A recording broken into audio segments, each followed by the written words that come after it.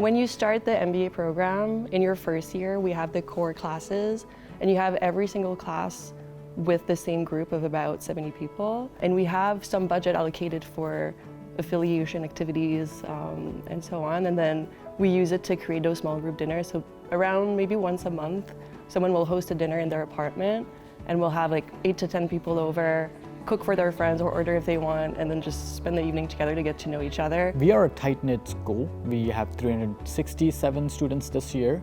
These dinners are a way to get to know my colleagues within beyond the classroom, right? To build that network that everyone really comes to business school for. So for me, those have been the best way to really get to know people. It's also a very nice opportunity to talk to people that sometimes I don't see anymore, because during second years, we don't really have classes with the entire cohort.